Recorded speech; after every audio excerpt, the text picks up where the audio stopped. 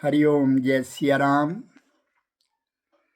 ओम वर्णानाम अर्थ संगानाम रसानाम छंदसामपि मंगलानां च कर्तारौ वंदे वाणी विनायकौ।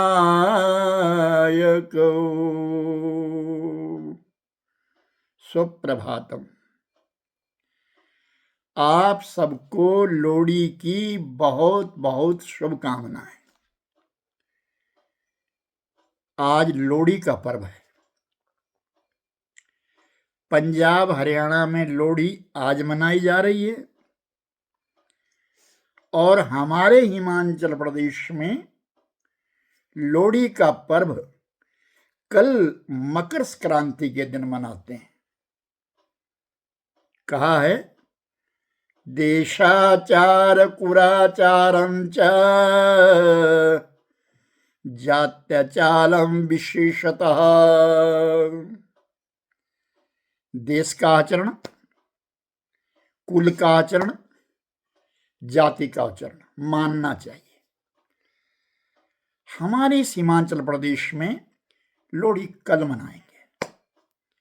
आज मास अंत है, महीने का आखिरी दिन है, लेकिन पंजाब में लोहड़ी आज है।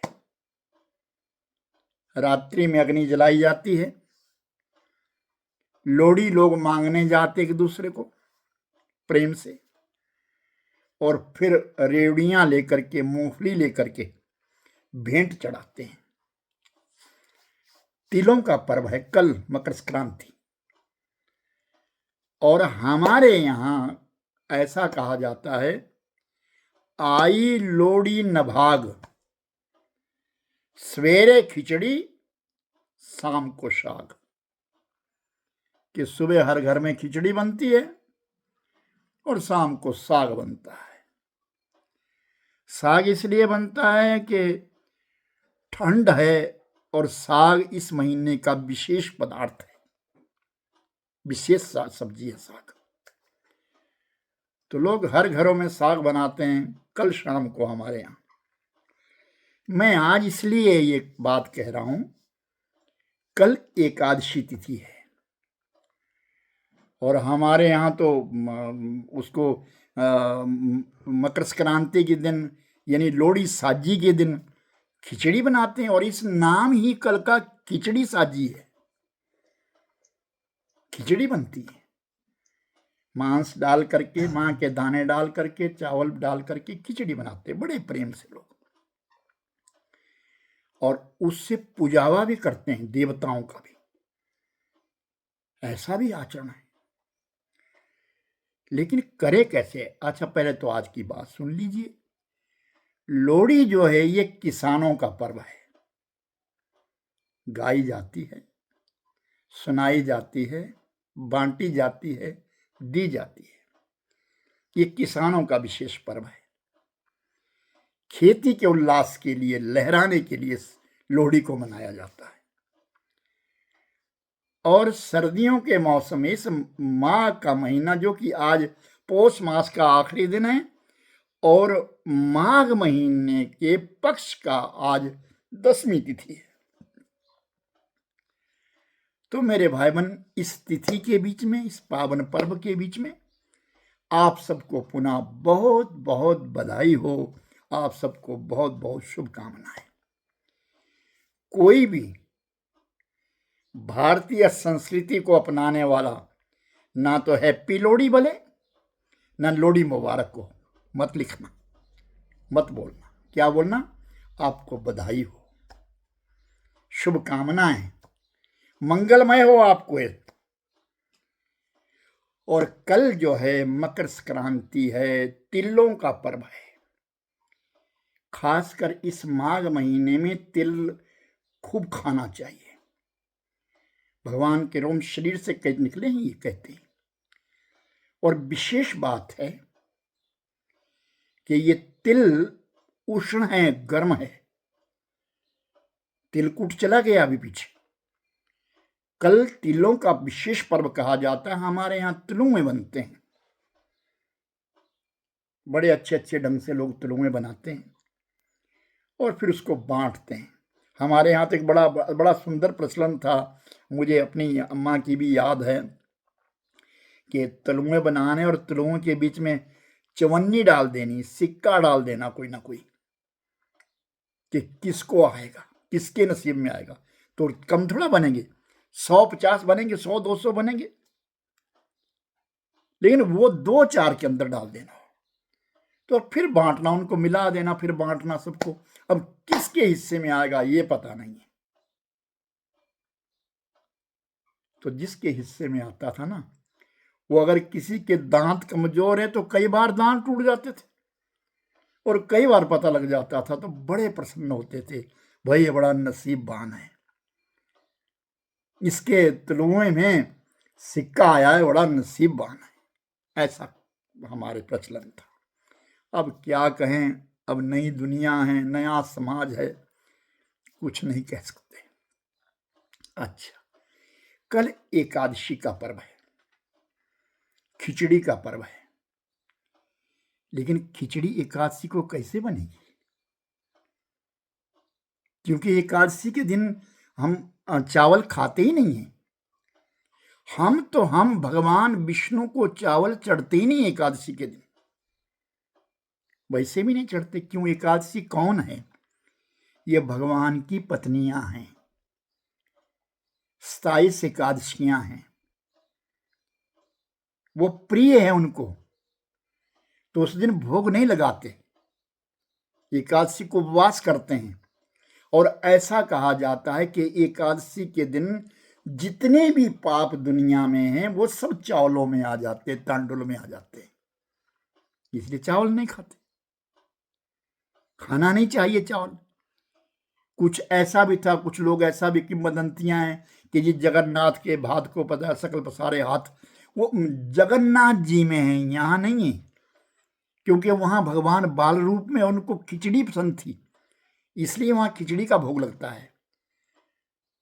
और ऐसा भी कहते कि जो जगन्नाथ जी गया हुआ है वो खिचड़ी वो चावल खा सकता है, ऐसा नहीं है मेरे भाई बहन, वो वहां की बात है, वहां गया हुआ है, वहां चावल खा लो, उसका दोष नहीं है, क्योंकि वहां भगवान बाल रूप में,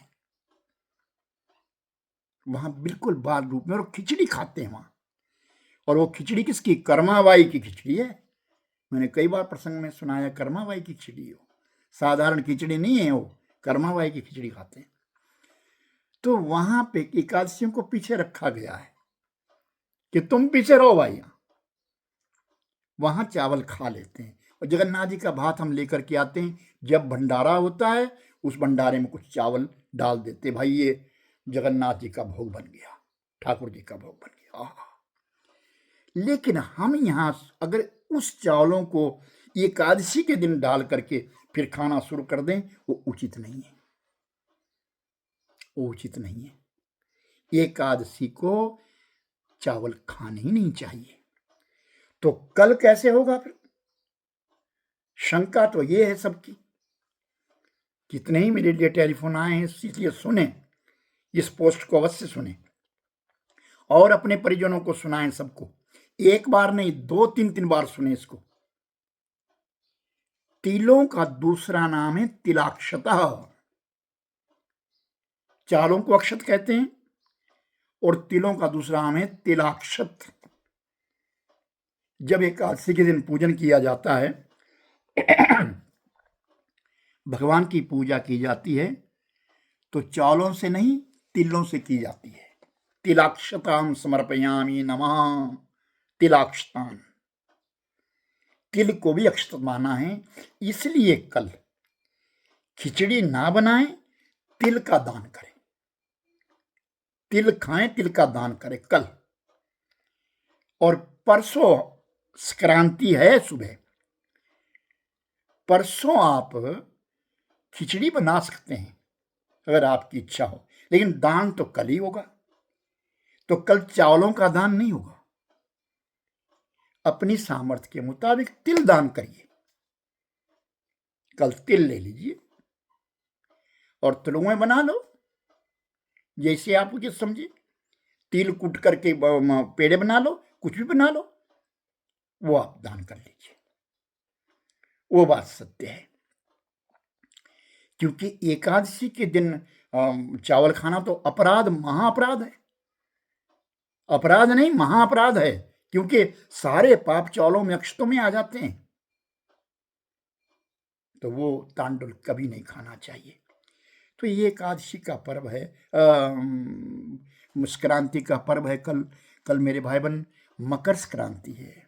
12 महीने हैं, 12 राशियां हैं, मेष, वृक्ष, मिथुन, कर्क, सिंह, कन्या, तुल, वृश्चिक, धन, मकर, कुंभ, मीन, ये 12 राशियां हैं।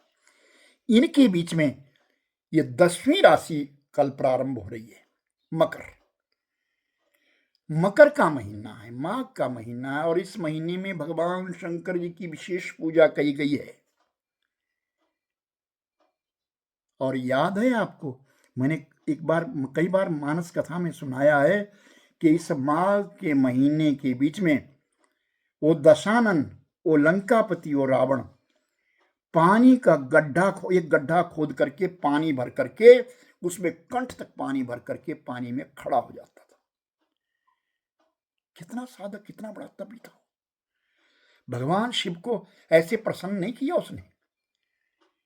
जाड़े की मौसम में पंचाग्नि तापी, गर्मी की मौसम में पंचाग्नि तापी, बरसात के दिनों में धरती पर सोया रहा, लेटा हुआ, और सर्दी के समय के बीच में गड्ढा खोद करके कंठ तक पानी भर करके उसके अंदर रावण खड़ा रहा भगवान को पाने के लिए। कितना बड़ा साधक था, तब परमात्मा प्रसन्न हुआ उस पर। साधारण नहीं था रावण। जिस ज्ञान को 14 वर्ष लक्ष्मण नहीं पा सका, उस ज्ञान को लक्ष्मण ने रावण के मृत्यु के समय क्षण भर में, 2 क्षण के बीच में पा लिया रावण के मुख से, जब ज्ञान पूछने के लिए भेजा था। रावण महाज्ञानी था, वो तो कुबुद्धि थी, कुछ पूर्व जन्म का कृत्य था। मां की कैकशी, मां की गुण उसके अंदर प्रवेश कर गए, इसलिए वो दानव बन गया, वरना ने तो ब्राह्मण है वो। और भगवान राम ने स्वयं प्रतिष्ठा करने के लिए, रामेश्वरम की प्रतिष्ठा करने के लिए रावण को बुलाया। वाह, रावण आया था। ये मैंने कथा सुनाई है आपको, ऋषि कंब ने लिखी है, कंबन ऋषि ने कहा है। तो मेरे भाई बहन, ये मकर संक्रांति, जो मकर का महीना, माघ का महीना जो है, आज 8 मकर समाप्त हो रहे हैं, कल से माघ महीने के मकर प्रारंभ हो रहे हैं। तो अभी तो ये सर्दी है और पूर्ण रूप से है। अगर बारिश हो जाए तो ठिठुर जाएंगे, और होनी चाहिए थी, फसल को बहुत जुड़ी थी इस समय, लेकिन वो तो उसके बस में है, उसको तो कोई कर ही नहीं सकता। अगर उससे छेड़छाड़ी करेंगे तो और उत्पात हो जाएंगे। अगर उससे कुछ छेड़छाड़, प्रकृति से जब छेड़छाड़ करता है इंसान तो फिर कष्ट भोगता है। और इस माघ के महीने में शिव की पूजा विशेष करो। नवरात्रि आई है, ये नवरात्रि आती है, माघ महीने के नवरात्रे आएंगे, मकर मास की नवरात्रि। मैंने कहा ना 4 नवरात्रि है। बसंती नवरात्रि कब? अप्रैल के महीने में। और आषाढ़ महीने में नवरात्रि आती मां चिंतपूर्णी की, दुर्गा की। और शारदीय नवरात्रि जो अक्टूबर में आते हैं, असौन महीने में। और ये शरद नवरात्रि आए, इसमें बड़ा तप किया जाता है। मैं आपको क्या कहूं, मैं नालागढ़ निवासी, सुनो ध्यान दीजिए कि उस समय जब मैं नालागढ़ में कथा करने आता था, तो मैं नहीं आया, बहुत सालों से नहीं गया हूं। तो इस माह के महीने के बीच में बसंत पंचमी के पर्व पर जब मैं कथा करता था वहां पे, तो एक सिरोधारा, जलधारा लगाई जाती थी कि माघ के महीने में राधा श्याम बाबा जी भी होते थे, और जलधारा लगती थी। और महामंत्र का पाठ होता था, हरे कृष्ण कृष्ण कृष्ण हरे हरे, हरे राम राम राम हरे हरे। माताएं बहनें सब गाती थी और श्रद्धावान लोग सब जाते थे और एक एक लोटा पानी का डालते रहेंगे और तकरीबन 1 घंटा भर साधक बैठा रहता था। कितने सज्जन मेरे सामने वहां पे साधना करिए। इसको ये शिरोधार्या ली है इस माघ के महीने के बीच में, ठंडे पानी से, उष्ण पानी से, रात को पानी के ड्रम बार भर देने, जिनमें पाड़ा कोरा जम जाएगा, बर्फ जम जाती थी, फिर सुबह तोड़ करके उस पानी से स्नान करवाना। आह, क्या समय था! इतनी श्रद्धा के साथ, इतनी भावना के साथ। तो बड़ा तप है दुनिया में। कोई तो 5 माला घुमा कर क्या चंद वचन बोल करके कि हम बड़े तपस्वी हो गए, हम बड़े ज्ञानी हो गए। अरे नहीं नहीं नहीं नहीं, दिल्ली दूर है। बड़े बड़े साधक है जिन्होंने तन का होश नहीं रहा। कौन पूछता है इन वस्त्रों को? ये आधुनिक दुनिया है जो वस्त्र ढूंढ रही है, कितना चमकीला पहना है आज, कथावाचक कितना सजा है आज। आह, लेकिन उसकी साधना देखो, उसकी प्रक्रिया देखो, वो कर क्या रहा है। साधुओं ने बड़ा यश पाया है और वो यश ही उनको डुबो देता है। बड़ा अच्छा सुन रहा था मैं कल, एक वृंदावन से एक ग्रस्त है बेचारे, उन्होंने बड़े सुंदर शब्दों में कहा है कि इस भाव रूपी वृंदावन को कौन मान रहा है, इसकी रखवाली कौन कर रहा है। जितने साधु संत है सब इस फूंक में हैं, हमारा यश हो, हमारा नाम हो, वीडियो बन रही है, कोई कुछ हो रहा है, कोई कुछ हो रहा है। और कितना अच्छा कहा, कथा प्रवक्ताओं ने एक नियम बनाया है, हम आश्रम बनाएंगे 100 गज का, 200 गज का, 300 गज का, 1 मंजिल 2 मंजिल, कितनी मंजिलें बना देंगे, तब हमारा यश होगा। जिसके पास हेलीकॉप्टर अपना है वो धन्य है, जिसके पास हवाई जहाज अपना हो गया वो महाधन्य है, जिसके पास बड़ी बड़ी गाड़ियां महाधन्य है। अपने आप को चमकाने लगे। कल की उनका शब्द थे, मैं बहुत प्रेम से सुना, 2-3 बार सुना, और जो सज्जन मुझे यहां भी आया उनको भी सुनाया कि देखो। लेकिन ये कोई नहीं सोचता कि भाव रूपी वृंदावन का क्या होगा, जिसको आज उजाड़ने पे बैठे, जिसको आज पिकनिक स्थल बना दिया है। दुनिया चली गई है पिकनिक बनाने के लिए, भावना कहाँ है। और उन्होंने कहा कि जिन संतों ने इस भाव रूपी वृंदावन को बनाया है, अगर संत ही इसकी रक्षा नहीं करेंगे तो कौन करेगा। और वो संत तो अपने आप को चमका रहे हैं, वो संत तो अपने आप को चमका रहे हैं। वो कहां सोच रहे हैं ऐसा उस वृंदावन के बारे में? वो बन रहा कहां? वो बन नहीं रहा मेरे भाई बन। कहते हैं, सुनिए ध्यान से, महात्मा बुद्ध जो थे वो वाराणसी में भ्रमण कर रहे थे उस समय। महात्मा बुद्ध एक किसान पे घर पे गए और भिक्षा मांगी, जिनके साथ कुछ शिष्य भी थे, अकेले नहीं थे महात्मा बुद्ध, कुछ शिष्य भी थे। किसान के पास गए और बारंबार भिक्षा मांगते, बाबा भिक्षा दे दो, भिक्षा दे दो, भिक्षा दे दो। किसान ने नीचे से ऊपर तक, ऊपर से नीचे तक महात्मा बुद्ध को देखा, फिर कहा, मैं किसान हूं, कठोर तप करता हूं, तब जाकर मैं इस खेती को बनाता हूं। मैं इस खेती को बना करके पेट पालता हूं, और एक तुम हो जो बिना श्रम किए ही तुम लोग भिक्षा मांग रहे और पेट पाल रहे हैं अपना। बिना श्रम के भिक्षा मांगना, प्राप्त करना चाहते हैं, इस खेती को पाना चाहते हो, इस अन्न को पाना चाहते हो। महात्मा बुद्ध बड़े शांत थे। उन्होंने कहा, बाबा मैं भी खेती करता हूं। कहां करते हो तुम खेती? तुम तो मांग रहे हो। किसान क्रोध में आ गया और कहता है, तुम तो मांग रहे हो, तुम खेती करते कहां हो?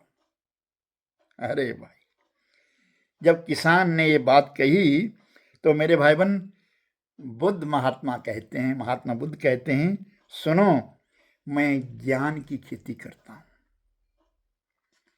आत्मा मेरा खेत है, ज्ञान मेरा हल है।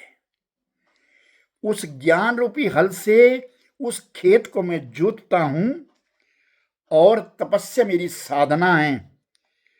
और साधना, तपस्या की साधना से जो है मैं जल सींचता हूं उस खेती में। और सत्य और अहिंसा मेरे भाई बहन, इससे प्रयास कर मैं इसकी निंदाई करता हूं, गुणोत्ता हूं उसके लिए। और यदि आप मुझे खेती का कुछ भाग दोगे तो मैं भी तुम्हें कुछ भाग दूंगा। अगर तुम अपनी खेती का भाग मुझे कुछ दोगे तो मैं भी तुम्हें अपनी खेती का भाग दूंगा। यानी मेरे पास ज्ञान रूपी खेती है। कहते हैं ना, दुनिया को कथावाचक क्या देते हैं, ये क्या क्या कमाते हैं, इनके पास इतना धन है, इतना कुछ है, क्या कमाते हैं। लेकिन इतना मालूम होना चाहिए उनके पास ज्ञान है, वो ज्ञान रूपी खेती देते हैं। उसका सदुपयोग करो, दुरुपयोग मत करो। उस खेती का, उस ज्ञान रूपी खेती का सदुपयोग करो, दुरुपयोग कदापि मत करो। अगर दुरुपयोग करोगे मेरे भाई बहन तो तुम्हारा तिरस्कार हो जाए। कुछ दिन तो चंचलता उठती है, फिर धीरे धीरे खत्म हो जाती है। लाखों लोग कथाओं में बैठ रहे हैं, सुनते हैं हम भी, कभी कभी देखते हैं। कोई मोबाइल चला रहा है, कोई नाच रहा है, कोई इधर देख रहा है, कोई उधर देख रहा है, कोई आनंद ले रहा है, कोई खा रहा है, कोई मौज रहा है। वो ज्ञान की खेती जो बट रही है, क्या वो स्वयं भी आचरण कर रहे हैं? वो सुनने वाले आचरण कर रहे हैं उसका? अपने शिष्यों से पूछे तो सही कि तुम ये बताओ आज तुमने कितनी माला करी। अपने शिष्यों से ये तो पूछे कि तुमने आज परोपकार का कितना काम किया। और ये बारंबार पूछो, बारंबार पूछो इस बात के लिए, तुमने कितना काम किया, भगवान का नाम कितना लिया। तुम खेती तो बड़ी उगा रहे हो, पैसा तो खूब कमा रहे हो, दुकान पे बैठ रहे हो, नौकरी कर रहे हो, सब कुछ कर रहे हो, लेकिन प्रभु नाम के बैंक में तुम्हारा बैलेंस कितना है?